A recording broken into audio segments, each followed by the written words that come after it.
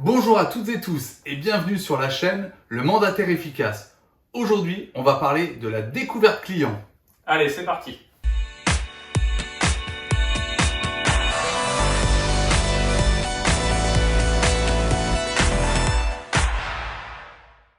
La découverte client, un thème super important, tout le temps laissé à l'abandon par la plupart des mandataires immobiliers. Donc on va vous expliquer ça assez clairement. Déjà, on va la diviser en deux parties. La première partie, ça va être la découverte vendeur. Oui, vous n'en avez peut-être pas entendu parler, mais c'est super important de découvrir votre vendeur. Car c'est lors de ce moment que vous allez savoir comment vendre et quels moyens vous allez avoir pour négocier le prix et pour bien vous placer au niveau marketing pour la vente de ce bien. Donc la première chose à faire quand vous rentrez pour voir un appartement ou une maison pour une estimation, c'est tout simplement de demander au client pourquoi vous vendez, depuis quand vous êtes là. Et à ce moment-là, surtout, vous vous taisez, vous l'écoutez et vous notez toutes les informations qu'il vous dit. C'est là où vous allez tout savoir. Effectivement, si vous coupez la parole à votre interlocuteur, il y a de fortes chances que du coup, il ait des objections en tête et qu'il n'ait même pas le temps de finir sa phrase et que l'objection donc soit formulée. Si vous le coupez, il n'ira pas au bout de son raisonnement et ça se trouve, il ne vous rappellera même pas. Et si vous le rappelez, il ne vous donnera pas sa confiance et ne signera pas de mandat exclusif avec vous. Donc, il faut vraiment le laisser parler pour pouvoir traiter les objections les unes derrière les autres. Mais il n'y a pas que ça, Sébastien, avec le vendeur. Qu'est-ce qu'il faut faire d'autre? L'important déjà au niveau d'un vendeur, ce qu'il ne faut pas oublier, c'est que pour vous, vous allez voir un appartement ou une maison lambda, mais pour lui, c'est sa maison ou son appartement. Et la plupart du temps, c'est les vendeurs, ils y ont mis beaucoup d'affectifs. Donc c'est très important de déclencher de l'empathie envers eux, de les écouter. Et vous allez voir, on peut se servir en fait de tout ce qu'ils vont dire pour bien argumenter, pour prendre un mandat exclusif. Et comme je vous le disais, pour bien savoir quel prix commencer et autres. Car un vendeur qui doit vendre parce qu'il est muté ou parce qu'il a un prêt relais n'est pas la même chose qu'un vendeur qui a envie de vendre un bien qu'il avait en locatif, qui a du temps et qui veut juste gagner de l'argent. Et ça va être à vous de bien comprendre pourquoi il vend, pour pouvoir bien le mettre en valeur et bien vous occuper de son projet et être perspicace et efficace avec lui. Et puis, il va falloir aussi s'intéresser à sa vie. Notez le nom des enfants, s'ils ont des animaux. Notez tout. Parce qu'il n'y a rien de plus énervant pour un vendeur si un jour vous lui reposez la question en lui disant « Mais comment il s'appelle au fait votre fils ?» Non, il est vraiment important que vous sachiez tout et que vous n'oubliez rien. Le vendeur va très mal le prendre. Il va estimer que vous n'avez pas prêté attention à ce qu'il vous a dit lors du premier rendez-vous. Et tous les détails vont être importants pour vous lorsque vous allez avoir le bien à la vente pour pouvoir bien le présenter. Tout ce qu'il va vous dire va être très important. Donc vraiment, notez tout.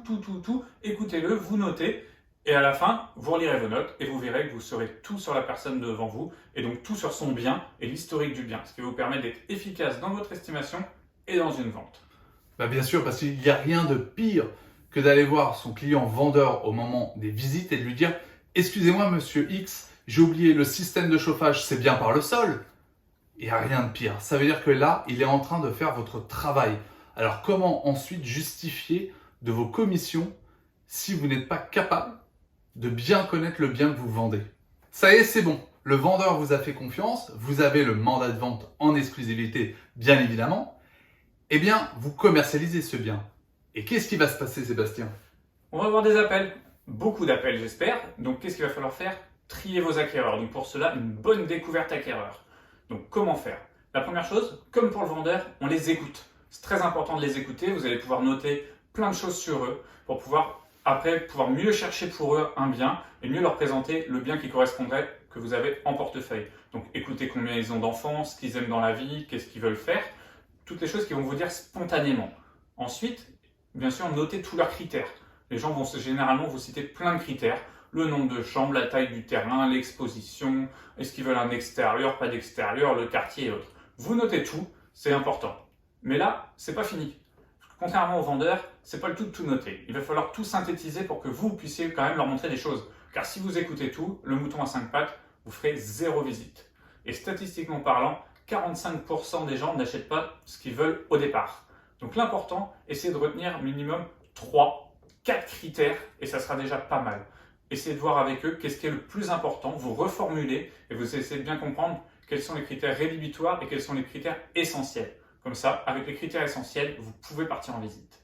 Et d'ailleurs, effectivement, c'est important de transformer le mouton à 5 pattes à un mouton à 4 pattes. Et comment réussir à faire ça? Il va falloir aussi leur demander depuis quand ils recherchent. Parce que là, ils vont vous expliquer un petit peu le cheminement de leur recherche. Et surtout de leur dire, qu'est-ce qui a fait que vous n'ayez pas acheté telle ou telle maison que vous avez visitée? Et ils vont vous donner des critères rédhibitoires. Et vous allez même vous rendre compte que certains critères qu'ils vous ont dit comme rédhibitoires ne sont pas toujours forcément. Ça va vous permettre de véritablement faire des bonnes propositions de visite de biens à vos acquéreurs.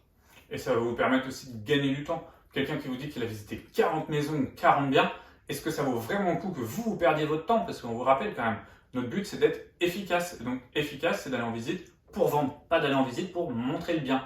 Vos vendeurs ne veulent pas perdre de temps, ne veulent pas ranger leur maison pour rien. Ils veulent ranger leur maison pour des gens qui sont susceptibles d'acheter. Donc on essaie d'emmener des gens à qui ça correspond et qui sont acheteurs.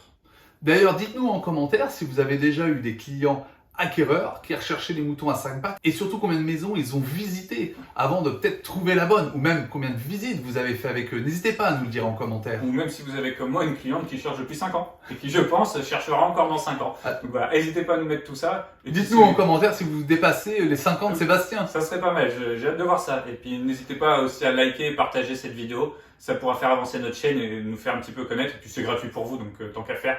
Et je vous parle de gratuit, mais plutôt d'être que gratuit, moi je vous proposais aussi de gagner un peu d'argent hein, en plus avec ces acquéreurs. Parce que en faisant une découverte, ce qui peut être intéressant, c'est de leur parler de leur budget.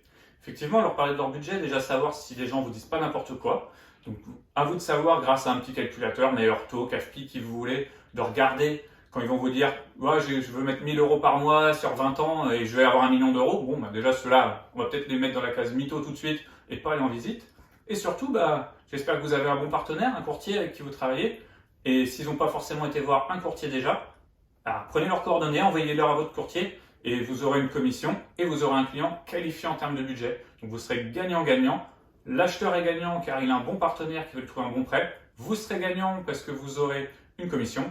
Et le vendeur sera gagnant parce qu'il aura un acheteur qualifié qui est sûr d'aller avec son budget. À dimanche prochain, 10 h pour une nouvelle vidéo. Pour travailler efficacement et vivre sereinement. Allez, bon dimanche. Bon dimanche.